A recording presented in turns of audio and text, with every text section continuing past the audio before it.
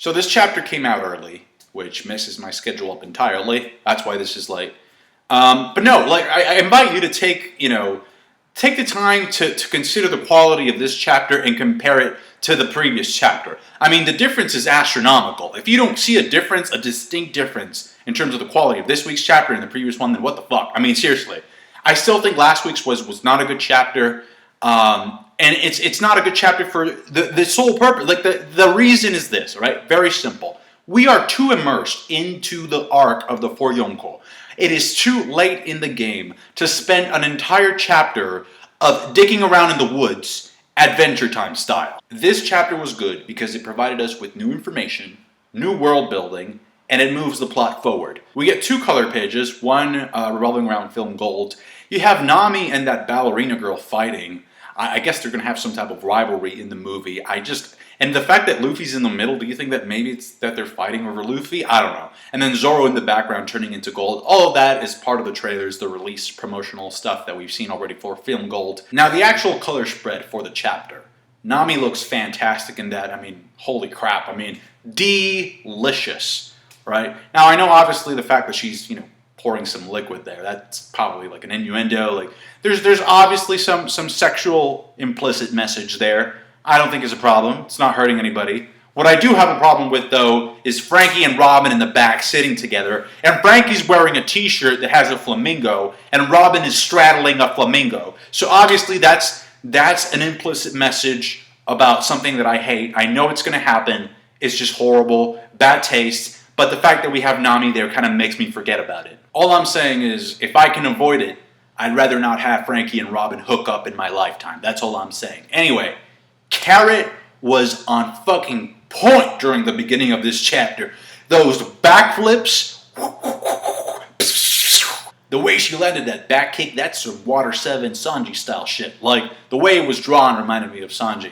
And she has electricity, and that's how she finds out that Randolph can't be a mink because he doesn't produce electricity with his attacks. But she does mention, like, this fucking rabbit is no joke. So neither of these rabbits are scrubs. Hopefully we'll get to see Carrot duke it out with him by the end of this arc. Maybe that'll be like Carrot's main opponent. My name is Rodolfo Crane Rider, and I have fallen in love with you, Miss Carrot. This rabbit is straight up rocking some Spanish gear. And you know what they say about Spanish-looking rabbits. They're twice as horny. No, I'm kidding. No. Carrot KOs the crane, and then Randolph, with his very smooth spear spinning action, throws it. Nami and Carrot dodge that shit, and it just stabs the giant in the head. And that's going to be a very important plot point because he's asking for help. So whoever removes that, I'm pretty sure that once you remove the spear from his head, the giant's going to be friendly and is probably going to tell them how to get out of there, or if not, how to defeat Madame Brûlée. I thought it was pretty obvious that the fake Luffy had been the one to run along with Nami and the rest because, first of all, his scar is on the wrong side of his eye. I don't know why Nami didn't notice that, but whatever. So basically what he does is this. Since both Luffys are now mirroring each other, right? Basically, the fake Luffy went that way in order to force the real Luffy to run that way. So when he started running like this, Luffy had no choice but to start running the other way. And Luffy, real Luffy, even tries to warn his friends by saying, that's not the real me. But in order to shut him up, the fake Luffy covers his mouth so that Luffy he can't speak because he's also covering his mouth because he's mirroring the other fake Luffy. So this is obviously an illusion type mirror devil fruit ability that we're dealing with here.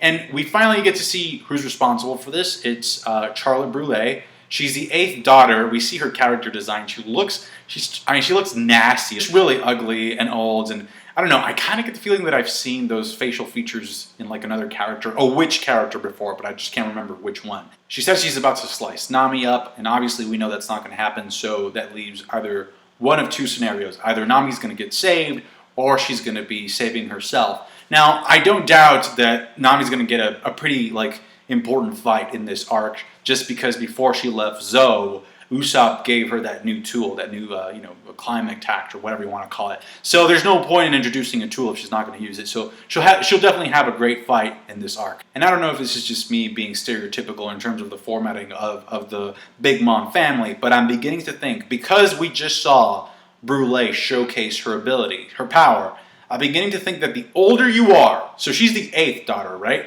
So I'm beginning to think that the closer you are to being the firstborn or the first daughter of Big Mom, the more powerful you are. So that's just an observation in terms of the hierarchy and the power scaling of the siblings in terms of their order. And it's kind of similar to what we have going on with the Vinsmokes, because as we find out, well, the Vinsmokes with the exception of Reiju, because she's number 0, but we just found out in this chapter that Sanji bested Yonji, like straight up off screen, by the way. And we find out more about the Vinsmokes, about why it is they don't really have a territory. It's because their land is always on the move. So basically all these snails come together. I like how the snail just goes inside its shell, and all of them come together to form this massive platform, and we see all these castles and towers just form one giant kingdom. So that's the basis for their territory. But it's always, it's always floating around. Like it's not, I'm assuming this is a rare occasion of all of these things coming together. We have the Germa 66 army, which we know is predominantly male, and they train every day, which I love, because that's also a reference to like why Sanji would be annoyed at Zoro, because Zoro trains every day. And instead of doing that, Sanji would just prefer to spend his time in the kitchen. And then we also find out that Vinsmoke Judge, aka Jajji, like Vinsmoke pops, he says like, let's take this outside. When he's talking to Sanji, he's like, take us outside, because the only way that men can talk clearly is through the use of their fists, which is something we know that Sanji doesn't use. Like he's intentionally always said, like, I'll never use my hands for fighting. I'm going to use my feet instead. So it's kind of like Sanji's character traits have been a direct result of him wanting to rebel against the ways of his family almost. And so another thing is like, Sanji's dad, he's like super, like he looks really strong. And the fact that he mentioned, we can only talk through our fists, that may also be an indicator of some type of domestic violence going on pertaining to Sanji's mom, which by the way is missing. Like she's like noticeably absent in the picture. Another thing that we can infer through the character design of Sanji's dad is the fact that it is now confirmed that he's definitely not like one of the Gorosei. He's not one of the elders or anything like that.